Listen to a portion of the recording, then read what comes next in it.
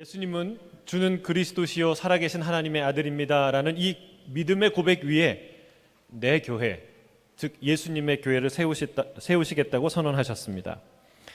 이 교회는 음부의 권세가 이기지 못하는 교회요, 천국의 열쇠를 가진 영광스러운 교회입니다.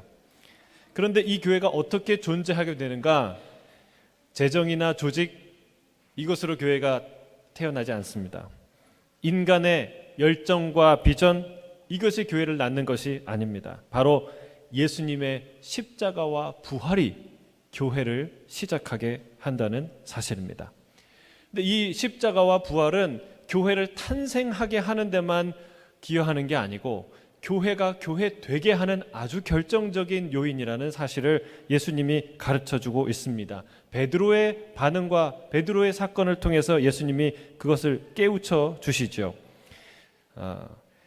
십자가와 부활의 이야기를 듣고 격렬하게 저항하는 베드로를 향해서 주님이 뭐라고 말씀하십니까? 사탄아, 내 뒤로 물러가라 외치셨어요. 너는 하나님의 일을 생각하지 않고 사람의 일만 생각한다고 일침하셨습니다. 사랑하는 성도 여러분, 아무리 좋은 말도, 아무리 옳은 말도 주님의 길을 막아서는 것이라면 그것은 하나님의 일이 아니라 사람의 일이 될 줄로 믿습니다. 하나님의 일이 사람의 일이 되지 않기 위해서, 주님의 교회가 사람의 교회가 되지 않기 위해서 주님은 한 가지를 우리에게 명령하시는데 그것은 십자가예요. 자기 부인, 자기를 부인하는 십자가. 우리는 우리의 생각과 지식, 감정과 의지를 사용해야 합니다. 그러나 그것만을 의지하다가는 하나님의 일이 사람의 일이 되고 맙니다. 주님의 교회가 사람의 교회가 되고 만다는 사실입니다. 자신의 알량한 양심과 서푼짜리 지식과 경험으로 하늘보다 높으신 주님의 지혜를 함부로 재단하지 말아야 될 줄로 믿습니다. 내 생각을 확인하기 위해 성경을 연구해서는 안 돼요. 성경을 열심히 연구하는 사람의 두 가지 태도가 있어요. 여러분, 성경을 막 연구하는데 내 생각을 확증하기 위해서 성경을 뒤적뒤적하는 사람이 있어요. 그러면 안 된다는 거예요. 그러면 하나님의 말씀을 인용 구절이나 참고 자료로 전락시키는 일이 된다는 사실입니다. 말씀을 듣기 위해 내 생각을 내려놓아야 되는 것이죠.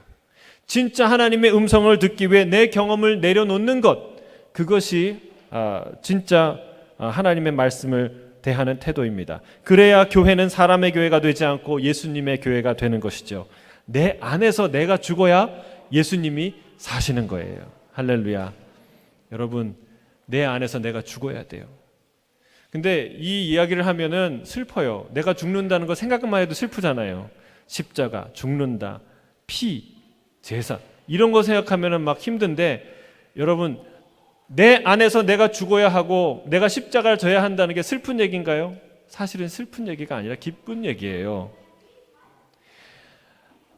주님이 우리를 죽이기 위해서 너는 죽어야 된다 얘기하는 게 아니라 우리를 살리기 위해서 네가 죽어야 된다는 얘기예요. 예를 들면 비행기를 탔는데 내가 비행기 조종을 하겠다고 하는 어떤 승객이 있으면 여러분, 그거 위험한 거예요? 안 위험한 거예요? 아니, 내가 자동차도 운전하고 자전거도 타고 내가 심지어는 일종 그 트럭도 타고 다 운전하는데 내가 왜 비행기는 운전 못해? 내가 할 거야 라고 강력히 주장하는 승객이 있다면 어떻게 하시겠어요? 여러분, 그런 존재가 인간이라는 거예요. 인간이 신의 위치에 서려고 하는, 내 인생의 주인이 되고 세상의 중심이 되려고 하는 그 어리석은 인생을 향해서 네 위치로 돌아가라는 거예요. 예. 그러면 누가 살아요? 다 사는 거예요. 옆 사람도 살고 나도 살고 비행기 다 사는 거예요. 그런데 그걸 실현하면 어떻게 돼요? 다 죽는 거예요. 여러분, 이게 바로 내 안에서 내가 죽는다는 것입니다. 여러분, 우리를 살리기 위해서 얘기하시는 거야. 네 안에 네가 죽어야 한다. 너의 인생의 주인은 너가 아니다. 주님이 말씀하세요. 주님은 우리를 죽이시는 분이 아니라 우리를 살리시는 분인 줄 믿습니다. 그래서 십자가를 져라 라고 얘기할 때 우울하면 안 돼요. 기뻐해야 돼요. 그렇구나, 내가 사는 건 십자가구나. 주님, 나를 살리기 위해서 십자가에 놀라운 은혜를 부어주셨구나 라는 것을 깨달아야 할 줄로 믿습니다. 주님은 자기 자신을 살리기 위해 예수님의 존재를 배격하거나 이용하는 자는 반드시 죽을 것이고, 주님을 위해 나 자신을 버리는 자는 영원히 살 것이라고 말씀하십니다. 주님은 다른 자와 나 예수를 비교하지 않습니다. 이렇게 얘기하잖아요. 제우스, 그 당시에 제우스 신전이 많았잖아요. 제우스와 나 예수 둘 중에 하나를 선택해라. 이렇게 말씀하지 않습니다. 주님은 정확하게 우리 자신, 네 목숨, 너 자신과 나 사이에 둘 중에 하나를 선택하라. 이렇게 말씀하십니다. 이게 영적 싸움의 실체예요. 실체. 우상숭배의 본질이 여기 있습니다. 우상숭배는 내가 부처를 섬기고 무슨 귀신을 섬기고 재물을 섬기고 다른 것을 섬기는 것 같은데 궁극적으로 나를 섬기는 거예요. 우상숭배는 내가 무언가를 숭배하는 것 같지만 결국 나의 소원을 이루기 위한, 나를 숭배하기 위한 일종의 거래입니다. 일종의 거래. 우리가 원하는 궁극적인 목표는 뭐냐면 내 소원, 나를 성취하고 내 꿈을 이루는, 결국 내가 하나님이 되는 것, 그것이 우리의 자아라는 거예요. 자아. 이런 우리를 향해 주님은 분명하게 말씀하세요. 그래, 그렇게 해서 네가 천하를 얻는들 그게 무슨 소용이 있겠느냐, 무슨 유익이 있겠느냐, 내 목숨이 끝난다면 다 그게 끝이 아니냐. 주님이 아주 본질적인 문제를 얘기하고 계세요. 여러분, 이 싸움은 아주 끈질긴 싸움이에요. 끈질긴 싸움이에요. 교회에 와서도 일어나요. 주님 위에 산다고 고백하는 사람에게도 계속 일어나요. 심지어는 목회나 선교를 하면서도 이 싸움은 계속됩니다. 근데 주님이 이 싸움에서 결정적인 우위를 점할 수 있는 놀라운 사실 하나를 가르쳐 주는데 그게 바로 부활이에요. 부활. 부활의 영광. 주님께서 말씀하십니다. 인자가 아버지의 영광으로 그 천사들과 함께 오리니 그때 각 사람이 행한 대로 갚으리라. 누굴 위해서 살아야겠냐는 거예요. 너 자신을 위해, 네 목숨을 위해 살겠느냐, 아니면 이 영광의 주님을 위해서 살겠느냐. 주님이 질문하시는 것이죠. 주님은 부활의 영광과 재림의 영광을 동시에 제자들에게 보여주고 선포하고 있습니다. 실은 여기에 부활과 재림을 구성하는 아주 핵심적인 요소가 드러나는데 그게 바로 아버지의 영광이에요. 아버지의 영광. 이 주님의 영광을 보는 자만이 자기를 부인하고 주님을 따르게 되는 줄로 믿습니다. 이것이 오늘 변화산의 핵심이에요. 주님이 그 영광을 보여주세요. 알게 하세요. 경험하게 하세요. 저는 주의 이름으로 축복합니다. 이 예수님의 영광, 그 빛남, 아름다움에 눈뜨는 저와 여러분이 되길 주의 이름 축복합니다. 눈뜨는 정도가 아니라 매료되고 사로잡히길 주의 이름을 축복합니다. 사로잡히는 거 아세요? 어떤 사람의 아름다움에 사로잡혀 보셨습니까? 하루 종일 생각나고 매일매일 생각나고 또 보고 싶은 게, 그게 사로잡힌다는 거예요. 제자들은, 하나님의 사람은 하나님의 영광, 예수님의 영광에 사로잡힌 사람들이에요. 저는 그런 사건이 저와 여러분 가운데 일어나길 주의 이름으로 축복합니다. 오늘 본문 1절에서 3절 함께 읽도록 하겠습니다. 시작. 엿새 후에 예수께서 베드로와 야고보와 그의 형제 요한을 데리시고 따로 높은 산에 올라가셨더니 그들 앞에서 변형되사 그 얼굴이 해같이 빛나며 옷이 빛과 같이 휘어졌더라. 그때에 모세와 엘리야가 예수와 더불어 말하는 것이 그들에게 보이거늘. 예수님이 3명의 제자들과 함께 따로 산에 올라가셨습니다. 베드로, 야고보, 그리고 그 형제 요한. 뭐 하러 가셨을까요? 기도하러 가십니다. 누가복음에 보면 기도했다고 기록이 나와요. 기도하는 중에 이런 일이 일어났어요. 거기서 놀라운 사건이 일어납니다. 예수님의 형체가 변한 것이죠. 그 얼굴이 뭐와 같이 바뀝니까? 해와 같이 바뀌어요. 여러분, 해를 두 눈 뜨고 보신 적 있어요? 잠깐 스쳐가면서 봐도 해를 한번 이렇게 한 1분 이상 뚫어지게 쳐다보신 분 있어요? 안 그러면 실명돼요. 안 돼요. 여러분, 태양조차도 그렇게 눈부시게 바로 바라볼 수 없이 뜨거운 찬란한 빛인데, 여러분, 태양보다 더 밝은 빛으로 빛나신 예수님의 모습이 그들이 본 예수님이에요. 예수님의 실체였어요. 그런 모습으로 변화되셨어요. 그리고 옷은요, 옷도 빛과 같이 변했다 그래요. 광채로 빛을 옷 입었다는 것을 여러분 상상할 수 있습니까? 제가 언젠간 이사야 6장을 설명하면서 그 얘기를 했잖아요. 그렇죠? 성전에 가득한 옷자락. 이게 뭐예요? 빛나는 주님의 옷을 얘기하는 거예요. 눈부시게 빛으로 가득한 놀라우신 예수님의 영광, 주님의 영광을 얘기하는 거예요. 이사야 6장에 나타난 그 놀라운 하나님의 임재, 그룹들 사이에, 스랍들 사이에 찬양 중에 계셨던 거룩한 영광의 주님을 만나는 그 순간을 바로 베드로와 야고보와 요한이 경험하는 순간이에요. 이것도 놀라운데 또 다른 사건이 일어납니다. 갑자기 두 사람이 나타나는데 모세와 엘리야가 나타나요. 모세는 누구입니까? 하나님의 율법을 전해준 위대한 지도자죠. 엘리야는 누굽니까? 엘리야는 불병거를 타고 하늘에 올라간 여러분 대표적인 선지자입니다. 이 두 사람이 예수님 앞에 서 있어요. 근데 여러분 우리가 여기서 알아야 될 것은 죽으면 우리가 잠잔다고 생각하잖아요. 죽으면 끝이고 재림할 때 그때 다시 살아난다고 생각하잖아요. 그게 아니라는 것을 알 수 있어요. 모세는 분명히 모압 땅에서 죽어서 장사되었어요. 그런데 지금 어디 있어요? 주님 앞에 있어요. 주님과 대화하고 있어요. 할렐루야. 여러분 우리는 죽으면 끝나요? 아니에요. 그렇지 않습니다. 주님의 재림 때 우리의 실제적인 몸이 영광의 부활의 몸으로 변화되는 것을 경험하겠지만 그렇다고 우리의 존재 자체가 쉬거나 어딜 구천을 떠들거나 하는 일이 없다는 거예요. 우리는 죽으면 주님과 함께 있는 줄로 믿습니다. 우리의 존재가. 아무튼 그들이 주님과 함께 대화를 나누고 있습니다. 이 광경을 목격한 베드로가 이런 말을 해요. 마태복음 17장 4절이에요. 같이 읽겠습니다. 시작. 베드로가 예수께 여쭈어 이르되 주여 우리가 여기 있는 것이 좋사오니 만일 주께서 원하시면 내가 여기서 초막셋을 짓되 하나는 주님을 위하여 하나는 모세를 위하여 하나는 엘리야를 위하여 하리이다. 얼마나 황홀한 경험을 했으면 이런 말을 했을까요? 여러분 주님 우리가 여기 있는 것이 좋습니다 이렇게 얘기합니다. 누가복음에 보면 제자들이 깊이 졸다가 기도하는 중에 깊이 졸다가 온전히 깨어나 예수의 영광과 함께 선 두 사람을 보았다라고 기록합니다. 아마도 깊은 밤이었던 것 같아요. 깊이 졸았으니까. 낮에도 졸 수 있지만 낮에는 보통 깊이 자진 않죠. 근데 이분들이 이것도 생각하셔야 돼요. 우리가 기도하다가 많이 자잖아요. 안 그러십니까? 그럴 수도 있다. 제자도 그랬어요. 근데 너무나 놀라운 광경 때문에 깬 거예요. 깨서 보는데 예수님의 얼굴이 해처럼 빛나고 모세와 엘리야가 그 예수님과 함께 이야기 나누는 것을 본 거예요. 깜짝 놀란 것이죠. 여러분 밤에 산기도 해보셨습니까? 저는 중고등부 때 우리 전도사님을 따라서 산기도를 좀 자주 다녔던 기억이 있어요.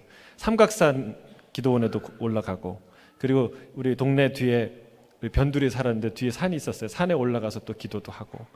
근데 밤이 맞도록 기도를 하는데 흩어져서 나무 뿌리 하나씩 잡고 기도를 하죠. 근데 기도가 되겠습니까? 무서워서. 그런데 같이 있으니까 또 기도하다 보면 기도 깊은 데로 이제 들어가는데 어떤 때는 찬양하고 기도하고 주여 삼창 외치고 무서워서 막 큰 소리로 하기도 하고 또 은혜 가운데 들어갈 때 하나님의 이 꿈을 보고 그런데 정말 어느 순간에 주님이 너무너무 가까이 계시다라는 것을 느껴요. 그러면 그런 경험을 하면 내려가는 것도 잊어버리죠. 그리고 집에 가기 싫다. 계속해서 이런 기도하고 싶다. 이런 생각이 들죠. 근데 이 제자들은 그런 수준 정도가 아니라 직접 예수님 영광의 모습으로 광채에 빛나는 그 예수님을 직접 본 거예요. 황홀한 경험을 한 것이죠. 얼마나 행복했으면 스스로 생각하기에도 어리석은 말을 하고야 말았을까요? 그도 아마 말이 안 된다고 생각하면서 말을 했을 거예요. 주님, 여기서 초막셋을 짓고 삽시다. 여러분 그의 말을 가만히 들어보세요. 단언하는 식으로 주님한테 제안하지 않습니다. 뭐라고 얘기합니까? 만일 주께서 원하시면 이라는 단서를 답니다. 하나는 주님을 위해서, 하나는 모세를 위해서, 하나는 엘리야를 위해서. 자기네들 초막은 없어요. 경황이 없이 그냥 얘기한 게 그냥 그대로 드러나는 거예요. 여러분, 그럼 어떻게 됩니까? 예수님도 함께 살고 이 모세와 엘리야도 함께 살면은요, 모세와 엘리야는 더 이상 이 세상 사람이 아니잖아요. 그럼 이 세상 사람과 이 세상 사람이 아닌 사람이 함께 살면 거주지 주소가 불명확해지는 거예요. 이 세상도 아니고 저 천국도 아니고 그런 상황이 벌어지는 것이죠. 스스로 말도 안 된다고 생각했을 거예요. 그 정도 분별할 수 있는 사람이 베드로입니다. 만약 지난주에 우리가 읽었던 본문 16장 22절에 예수님을 붙들고 강하게 항변하던 그 마음이 이 일이 결코 주님한테 일어나서는 안 됩니다라는 믿음과 확신이 아직까지 있었다면 주님이 단호하게 꾸짖으셨을 거예요. 왜냐하면 이것 역시 하나님의 일은 생각하지 않고 사람의 일만 생각하는 일이기 때문에 그렇습니다. 하지만 주님은 이 일에 대하여 더 이상 언급하지 않는 것을 알 수 있어요. 그런 의미에서 한 게 아니라는 거예요. 또 하나는 그들이 분명히 들은 말이 있는데 모세와 엘리야가 뭐에 관해서 얘기하는지 들었다는 거예요. 모세와 엘리야와 그 사람이 누가복음에 보면 예수님이 별세하실 것에 대하여 이야기를 나누었다라고 얘기하고 있습니다. 여러분, 누가복음은 그 세 명 중에 안 들잖아요. 그러면 이거 누가 썼습니까? 누가가 썼죠. 근데 누구한테 들었습니까? 누구한테 들었어요? 이 셋 중에 하나이거나 셋 모두에게 들은 거예요. 무슨 얘기예요? 그들이 기도하면서 그 모세와 엘리야와 예수님이 무슨 얘기를 나눈지 들었던 거예요. 마치 아기가 엄마의 기도를 듣듯이, 엄마가 그 거실에서 방에서 기도하는 걸 듣듯이, 나라와 민족을 위해, 교회를 위해, 자기를 위해 이름을 불러가며 기도하는 걸 듣듯이 이 사람들이 졸면서도 그걸 들은 거예요. 예수님이 십자가에서 돌아가실 것에 대한 이야기를 나누는 것을 들은 거예요. 듣고서 하는 얘기라는 거예요.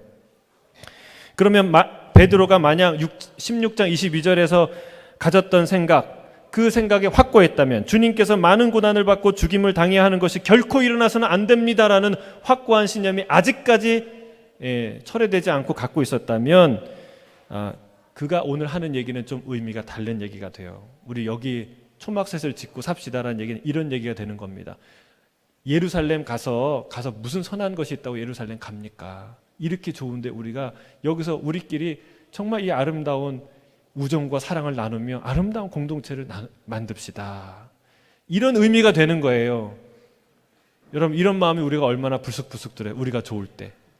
여러분, 그런 순간에 우리의 마음을 깨뜨려야 돼요. 그게 하나님의 일이에요. 그래서 교회는 파송이 있고 아우르치가 있고 선교가 있고 떠남이 있어야 돼요. 아무튼 만약에 그 16장 22절의 입장이 고수되었다면 여러분, 그런 의미가 되는 거죠. 그러나 이 말에 대해서 주님이 침묵하십니다. 그런 뜻이 아니었다는 거예요. 여러분, 오직 하늘에서 이런 음성이 들립니다. 마태복음 17장 5절 6절 함께 읽겠습니다. 시작.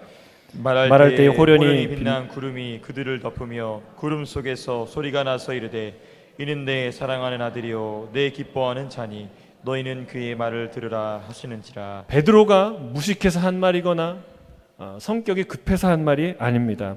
베드로 전후서를 한번 읽어보세요. 사도행전에서 나오는 그의 설교 내용, 설교문을 한번 읽어보세요. 놀랍도록 논리가 정연하고 그리고 지혜와 영감이 충만한 말들이에요. 제사장과 서기관과 바리새인들이 그 베드로의 변론을 듣고 깜짝 놀랄 정도로 탁월한 메신저가 바로 베드로였어요. 개중에는 이렇게 생각할 수도 있어요. 베드로가 원래 무식한 사람인데 성령 받고 변화된 것이다, 이렇게 생각하시는 분들이 더러 있을 수 있어요. 여러분, 성령 세례가 그런 만병통치약이 아닌 줄로 믿습니다. 원판 불변의 법칙이라는 게 있어요. 모세의 지팡이가 모세의 손에서 홍해를 가르는 기적을 행했죠. 그런 기적을 행하는데 사용되는 도구가 되었어요. 근데 이 출애굽을 하자마자 그 양을 치던 그 지팡이가 금지팡이로 바뀌었습니까? 아니에요. 그냥 양 치던 그 지팡이 그대로 그가 들고 다녔어요. 바로 그 지팡이로 홍해를 가릅니다. 하나님이 하시는 일은 그와 같아요. 우리가 예수님을 믿고 물론 치유가 일어나죠. 회복이 일어나죠. 그러나 우리의 본성 자체가 변하는 게 아니라는 사실이에요. 우리의 본성 그대로 하나님이 놀랍게 쓰시는 줄로 믿습니다. 베드로가요, 똑똑한 사람이었어요.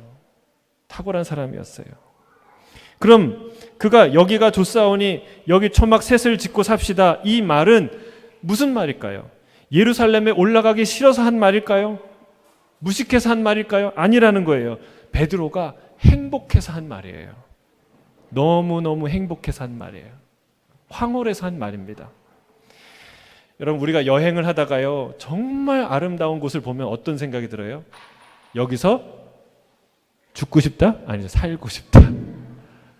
너무너무 아름다운 곳을 보면 여기서 살고 싶어요. 근데 여러분, 묻겠습니다.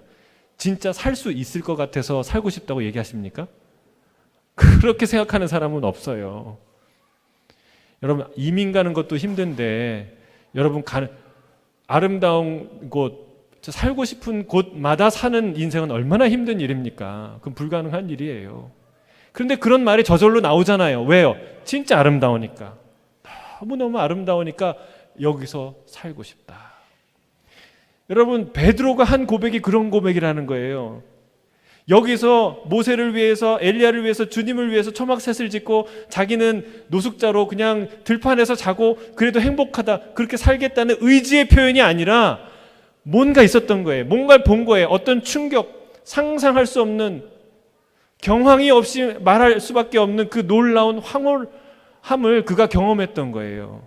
그게 바로 예수님의 영광이에요. 예수님의 아름다움이에요. 그는 예수님의 영광에 매료되었던 것입니다. 주의 놀라운 아름다움에 사로잡힌 것이죠. 베드로 전후서를 읽어보세요. 그 짧은 서신에요, 영광이라는 말이 19번이나 등장합니다. 영광이라는 말이. 그는 또한 힘써서 우리가 두 눈으로 보게 될 놀라운 영광에 대해서 생각나게 하려 한다고 말하고 있어요. 베드로후서 1장 15절에서 18절이에요. 아주 중요한 오늘의 사건을 언급하는 본문인데 같이 한번 읽겠습니다. 시작. 내가 힘써 너희로 하여금 내가 떠난 후에라도 어느 때나 이런 것을 생각나게 하려 하노라. 우리 주 예수 그리스도의 능력과 강림하심을 너희에게 알게 한 것이 교묘히 만든 이야기를 따른 것이 아니요 우리는 그의 크신 위엄을 친히 본 자라. 지극히 큰 영광 중에서 이러한 소리가 나 이를 이는 내 사랑하는 아들이요 내 기뻐하는 자라 하실 때에 그가 하나님 아버지께 존귀와 영광을 받으셨느니라. 이 소리는 우리가 그와 함께 거룩한 산에 있을 때에 하늘로부터 난 것을 들은 것이라.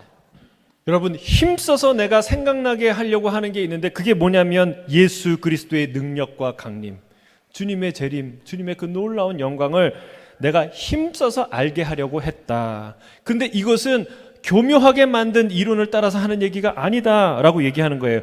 우리가 그 크신 위엄을 직접 보았다. 지극히 큰 영광 중에서 나는 소리를 내가 들었다. 무슨 얘기예요? 오늘 본문에 나오는 얘기와 일치하죠. 이는 내 사랑하는 아들이요 내 기뻐하는 자다. 그때 아버지께서 아들을 영화롭게 하셨다는 거예요. 이 소리는 어디서 들었다고요? 그와 함께 거룩한 산에 있을 때에 하늘로부터 난 것을 들은 것이다. 바로 이 사건을 얘기하는 거예요. 이때의 일은 평생 잊을 수가 없는 거예요. 죽을 때까지 잊을 수 없는 거예요. 그 놀라운 예수님의 영광의 실체를 경험했기 때문에, 그 아름다움을 내가 보았기 때문에 그것은 잊을 수가 없고, 그것이 나의 이 고난의 길을 가게 했고, 십자가에서 거꾸로 죽는 순교까지 감당할 수 있는 그런 길을 가게 한 것이죠. 여러분, 이 경험이 있어야 우리가 십자가를 질 줄로 믿습니다. 그래야 자기 부정이 가능한 거예요. 인간은 자기 부인의 자기 부정을 해야지 하고 열심히 깊이 반복하고 수련하고 애써서 예수님의 영광을 경험하는 게 아니라는 거예요. 그 반대라는 것이죠. 십자가를 져야 영광의 예수님을 만나는 곳에 이르는 것이 아니라는 말입니다. 오히려 예수님의 영광을 경험해야 깊은 수련도 할 수 있고 십자가도 질 수 있다는 사실이에요.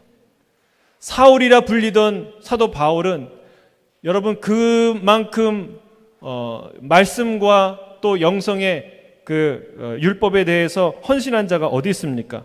그만큼 훈련받은 자가 어디 있습니까? 그러나 예수님 만나기 전에 그의 지식과 학식과 모든 훈련은 다 하나님을 대적하고 예수님을 대적하는 데 쓰임받았다는 사실이에요. 어디서 변합니까? 다메섹 도상에서 부활의 예수님, 그 부활의 예수님의 영광을 경험하고 모든 것이 그 한순간에 바뀝니다. 그가 간증한 것처럼 예수님을 만난 이후에, 영광의 주님을 만난 이후에, 거꾸로 얘기하면 예수님의 영광을 본 이후에 그의 인생이 그가 죽음을 두려워하지 않는 전도자로 뒤바뀐다는 사실이에요. 보는 눈이 바뀐 것이죠. 세상을 보는 눈, 인생을 보는 눈, 성경을 보는 눈, 역사를 보는 눈, 그런 눈이 바뀌는 것입니다. 부활의 주님, 영광의 주님을 보고 나서야 눈에서 비늘이 벗겨졌던 것이죠. 비늘이 벗겨지는 것은 상징적인 의미이죠. 내 눈을 가리고 있던 이성의 비늘, 그 잘난 정의감의 비늘, 정욕의 비늘, 오만의 비늘, 이 비늘들이 예수의 영광을 본 이후에 벗겨진다는 사실이에요. 저희 순장님들과 저는, 여러분들은 이제 식사하고 여기서 순모임을 하지만 저는 순장님들과 순모임을 해요. 토요일 날 아침마다 아침 기도회를 마치고 나서 순장님들과 모여서 질문과 대답과 토론 형식으로 그 순장 모임을 진행하는데, 바로 어제죠. 어제 여러 가지 주제로 이제 질문도 하고 난상 토론을 했어요. 근데 우상 숭배의 실체가 인간의 탐욕이라는 것에 관한 이야기를 다 나누고 나서 한 순장님이 질문했습니다. 목사님, 이 주제가 너무 중요한데 좀 순원들에게 와닿게 설명할 방법이 없을까요? 제가 와닿게 설명을 못했다는 뜻이 아니라, 그런 뜻이 아니라, 자기 자신도 그 나이 때는 아무리 그런 얘기를 해도 안 들렸대요. 아무리. 근데 이제는 조금 들린다는 거예요. 이제는 보인다는 거예요. 근데 어떻게 이거를 좀 얘기할 수 있을까? 알게 할 수 있을까? 이런 안타까움을 나눈 것이죠. 그 얘기를 들은 다른 한 순장이 이렇게 대답을 했습니다. 그건 지가 죽어봐야 알아. 자기가 죽어봐야, 당해봐야 아무리 얘기해도 못 알아듣는다는 거예요. 자기도 그랬고. 사람이란 게 그렇다는 거예요. 순장님들이 웃었지만 많은 공감을 가는 말씀이었어요. 실패와 아픔을 직접 경험해 보아야 깨닫게 된다는 것이죠. 실패를 경험하지 않고 그걸 깨달으면 하는 것이 순장의 마음이고 부모의 마음이고 하나님의 마음인데, 그게 그렇게 쉽지 않다는 거예요. 여러분, 자기 부정이란 얼마나 어려운지, 마치 3살짜리 아이에게, 저희 3살짜리 아이들이 있어요. 3살짜리 아이에게 아이가 손에 사탕 하나를 들고 있어요. 그 손에 사탕 하나를 이렇게 얘기하는 거, 50불짜리를 주면서, 야, 그거 나한테 줘. 내가 이거 줄게. 그러면 어떤 일이 벌어질까요? 아이가 50불이네요. 할렐루야. 그러고 바꿀까요? 예? 그런 아이는 3살을 가장한 10살 아이예요. 그런 아이는 없어요. 동안이겠죠, 그 아이는. 그런 아이는 없어요. 왜 그럴까요? 그 아이는 사탕의 달콤한 영광을 아는 거예요. 그런데 그 사탕을 수십 개, 수백 개 살 수 있는 50불의 영광은 모르는 거예요. 그걸 모르는 거예요. 그러니까 바꿀 수 없는 거예요. 여러분, 이게 우리 인생의 똑같은 이치라는 거예요. 영광은 찬란한 빛이에요. 실제로 하나님은 빛 가운데 계시며 빛 자체이신 줄로 믿습니다. 천국은 태양이 없어요. 왜요? 하나님이 빛이시기 때문에.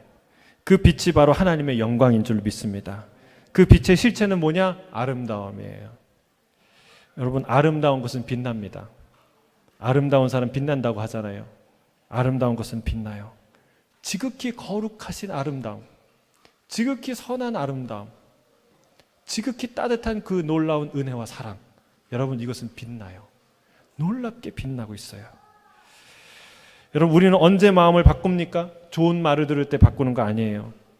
확실히 마음을 바꾸는 순간이 있어요. 그것은 내 스스로 더 좋은 것을 발견할 때, 더 좋은 것을 발견할 때 내 마음을 바꿉니다. 더 아름다운 것, 더 선한 것, 더 영광스러운 것을 발견하면 생각이 바뀌고 마음이 바뀌는 것이죠. 사람이 어떤 아름다움에 매료되는 순간 그보다 덜 아름다운 것들을 아낌없이 포기하게 된다는 사실이에요. 우리는 더 이상 50불짜리 지폐와 사탕 하나를 사이에 두고 갈등하지 않습니다. 왜 그렇습니까? 왜 그렇습니까? 50불의 아름다움, 50불의 영광, 50불의 선함을 정확히 알고 있기 때문에 그렇습니다. 여러분, 주님의 아름다움에 매료되는 저와 여러분 되길 주의 이름 축복합니다. 하나님의 아름다움에 매료됐던 놀라운 또 한 사람이 있는데 그 다윗이에요. 그는 왕궁의 모든 명예와 부와 아름다움을 누릴 수 있었던 사람이에요. 누렸던 사람이죠. 얼마든지 더 아름다운 여인을 얻을 수 있고 더 아름다운 궁전을 지을 수도 있고 더 아름다운 연회를 열 수도 있는 사람이었어요. 그러나 그는 내 평생 단 하나의 소원을 주님께 아뢰 수 있다면 그것은 주의 성전에서 주의 아름다우심을 영원토록 바라보는 것입니다 라고 고백한다는 사실이에요. 그는 볼거리, 먹을거리, 누릴거리들이 많은 이 세상에서 오직 하나님의 영광을 주목하는 자였던 것이죠. 시편 27편 4절 같이 한번 읽겠습니다. 시작. 내가 여호와께 바라는 한 가지 일 그것을 구하리니 곧 내가 내 평생에 여호와의 집에 살면서 여호와의 아름다움을 바라보며 그의 성전에서 사모하는 그것이라. 우리가 하나님께 한 가지를 구해야 한다면 그것은 무엇일까요? 그것은 하나님의 아름다움을 발견하는 것, 그 영광을 날마다 누리는 것인 줄로 믿습니다. 여러분, 이게 안 되니까 우리가 안 변하는 거예요. 더 좋은 거라고 생각 안 하니까, 그 놀라운 아름다움에 매료되지 않으니까 우리가 덜 아름다운 것을 최고의 아름다운 것이라고 생각하고 붙들고 가지려 하고 놓지 않으려고 한다는 사실이에요. 여러분, 영광의 주님을 배웠던 바울은 골로새인들에게 이렇게 편지합니다. 골로새서 3장 1절에서 2절 함께 읽겠습니다. 시작. 그러므로 너희가 그리스도와 함께 다시 살리심을 받았으면 위의 것을 찾으라. 거기는 그리스도께서 하나님 우편에 앉아 계시느니라. 위의 것을 생각하고 땅의 것을 생각하지 말라. 성도는 누구냐? 크리스찬은 누구냐? 땅의 것을 찾는 자가 아니라 위의 것을 찾는 자라는 말이에요. 오히려 땅의 것을 팔아서 그 기회비용으로 위의 것을 찾는 사람, 그 사람이 성도요, 크리스찬이요, 주님의 제자인 줄로 믿습니다. 위의 것, 곧 하나님 우편에 앉아 계신 예수님의 영광을 바라보는 자들이 성도인 줄로 믿습니다. 성경의 저자들은 힘주어 이 얘기를 하고 있어요. 반복해서 말하고 있어요. 주님이 영광 중에 계시며 모든 이름 위에 뛰어난 주님이 영광 중에 다시 오실 것이며 주 안에 있는 자들은 그 영광 가운데 다 참여하게 될 것이라고 말하고 있다는 사실입니다. 우리의 변화는, 크리스찬의 성도의 변화는 단순한 몇 가지 노하우에 따라서 바뀌는 변화가 아니에요. 실천 방법이나 처세술로 바뀌는 것이 아니에요. 크리스찬의 변화는 근본적인 변화인데 그것은 아름다움의 기준이 달라지는 것이에요. 여러분 잘 들으셔야 됩니다.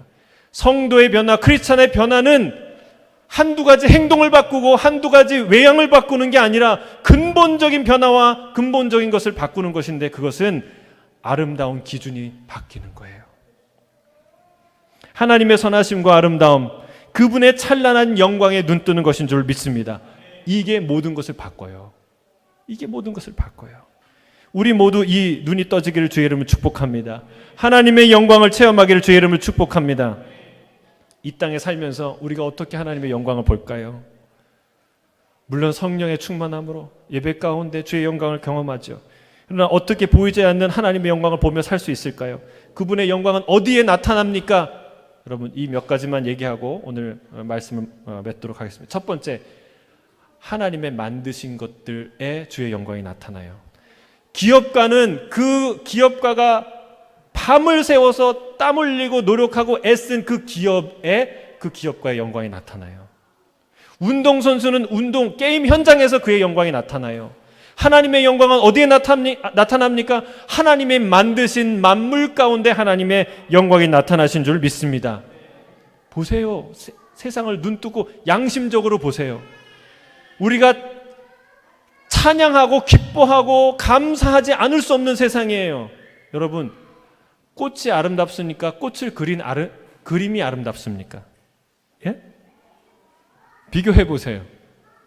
그런데 꽃을 그린 그림은 값비싼 로열티를 주고 값비싼 입장료를 내고 갤러리에 가서 봐야 돼요. 그런데 그 꽃은 어디에 있어요? 그냥 들판에 있어요. 누구가 다 툭 치면 쓰러지고 부러지고 아무나 밟을 수 있는 그런 위치에 있어요. 여러분, 양심을 가지고 한번 보세요. 진짜 위대한 것이, 진짜 아름다운 것이 어디 있는지. 여러분, 로마서에는 창세로부터 그의 보이지 아니하는 것들, 그의 영원하신 능력과 신성이 그가 만든 만물에 분명히 보여 알려졌다고 선포하고 있습니다. 우리가 걷고 쉬고 숨쉬고 먹고 만지는 모든 것, 그것에 우리 아버지의 영광이 새겨진 줄로 믿습니다. 오늘 아침은 참 너무 아름답더라고요. 그렇죠? 시드니 아름다운, 날마다 아름다운데 이거 누구의 아름다움이에요? 우리 아버지의 아름다움이에요. 둘째, 그분이 행하신 일들에 나타납니다. 주님의 아름다우심은 창조 속에서도 나타나지만 그분이 행하신 일, 더 놀라운 일인데 있는데 그게 뭐냐면 구원이라는 거예요. 어떤 사람도 어떤 존재도 할 수 없는 놀라운 일이 바로 구원입니다. 죄로 인해 원수되었던 우리를 사랑하셨어요. 포기하지 않으셨습니다. 죽어 마땅한 날 향해 너는 내게 보배롭고 존귀하고 내가 너를 사랑하였은즉 이라고 고백하고 선포하십니다. 할렐루야. 이 사랑은 영원토록 빛나요. 세 번째, 그분이 하신 말씀에 그의 영광이 선포됩니다. 어떤 존재의 아름다움은 그의 말을 통해 드러나지요. 하나님의 찬란한 아름다움을 더욱 분명하게 알 수 있는 방법은 바로 성경이에요. 하나님의 말씀이에요. 성경을 모르고서는 하나님의 깊은 영광과 놀라운 아름다움을 알 길이 없는 것입니다. 왜냐하면 사탄도 영과 광명의 천사로 나타난다고 하였어요. 영적 현상에만 눈뜬 사람들은 남다른 확신을 가질 수는 있겠죠. 그러나 주님의 깊고 놀라운 영광은 반드시 말씀을 통해 나타나는 줄 믿습니다. 성경은 하나님의 영광을 알아가는 보고예요. 보물창고예요. 넷째로는, 마지막으로 이 영광은 어디에 드러났을까요? 예수 그리스도를 통해 드러났어요. 그분의 아들 예수 그리스도. 예수님은 눈에 보이게 나타나신 하나님인 줄로 믿습니다. 예수님의 모든 언행과 그의 행적은 다 보이지 않는 하나님을 드러내고 있습니다. 그래서 우리가 예수님의 행적을 자세히 우리가 살펴보고 있지 않습니까? 한 절도 빼먹지 않고 우리가 살펴보려고 애쓰지 않습니까? 왜 그렇습니까? 이 예수님은 보이지 않던 놀라운 그 창조주, 구속주의 하나님을 나타내 보이고 계시기 때문에 그렇습니다. 우리는 예수님의 말씀과 태도와 행동을 통해 숨겨진 하나님의 비밀들, 놀라운 그분의 성품과 지혜와 부요함을 발견하게 될 줄로 믿습니다. 예수님을 모르고서는 하나님의 영광을 안다고 말할 수 없는 것이죠. 사도 요한이 뭐라고 얘기합니까? 요한복음 1장 14절. 말씀이 육신이 되어 우리 가운데 거하심에 우리가 그의 영광을 보니 아버지의 독생자의 영광이요 은혜와 진리가 충만하더라. 할렐루야. 여러분, 예수님은 영광 자체셨어요. 오늘 본문 속에도 충만한 하나님의 영광에 드러난 줄로 믿습니다. 제자들이 그 영광을 보았고 증언하고 있습니다. 오늘 본문도 오직 예수로 끝나요. 우리 본문 6절 8절 같이 함께 읽겠습니다. 시작.